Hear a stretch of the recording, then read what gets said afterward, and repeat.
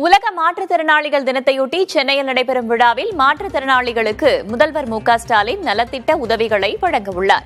அது தொடர்பான காட்சிகளை பார்க்கிறோம்.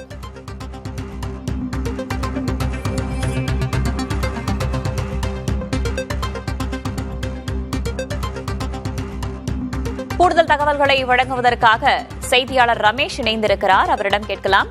ரமேஷ், இன்னைக்கு முதல்வரின் நிகழ்வுகள் என்ன? உலக மாற்றுத்திறனாளிகள் தினத்தை ஒட்டி என்னென்ன விஷயங்களை முதல்வர் முன்னெடுக்க இருக்கிறார்?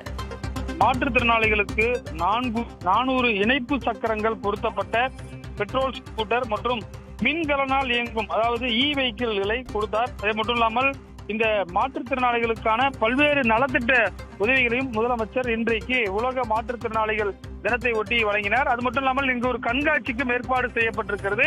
மாற்றுத்திறனாளிகளுக்காக தமிழக அரசு சார்பில் கொடுக்கப்படும் திட்டங்கள் குறித்த கண்காட்சிக்கும் ஏற்பாடு செய்யப்பட்டிருக்கிறது. வள்ளுவர் கோட்டம் அருகே நடைபெறக்கூடிய நிகழ்ச்சியில் இந்த துறையுடைய அமைச்சராகவே முதலமைச்சர் இருக்கிறார். மாற்றுத்திறனாளிகள் நலத்துறை என்பது முதலமைச்சரிடம் இருக்கக்கூடிய ஒரு துறையாக இருக்கிறது.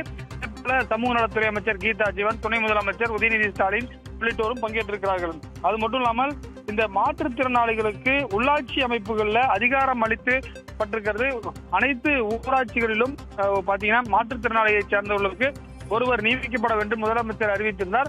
அந்த அடிப்படையில் அந்த நியமனங்களை பெற்றவர்களும் முதலமைச்சர் முன்னிலையில் இன்றைக்கு அவர்களுக்கு அந்த வகுப்பேடு, அவர்களுக்கான அந்த கையேடு கொடுக்கப்பட்டு எப்படியெல்லாம் அவர்களுக்கு அதிகாரம் இருக்கிறது என்பது குறித்து ஒவ்வொரு தமிழ்நாட்டில் இருக்கக்கூடிய 20க்கும் மேற்பட்ட மாநகராட்சிகள், அதே போல 500க்கும் மேற்பட்ட பேரூராட்சிகள், 300க்கும் மேற்பட்ட நகராட்சிகள் என அனைத்திலுமே அவர்களுக்கான ஒரு நியமன பதவி என்பது கொடுக்கப்பட்டிருக்கிறது.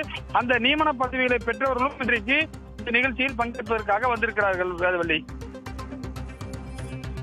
தகவல்களுக்கு நன்றி ரமேஷ்.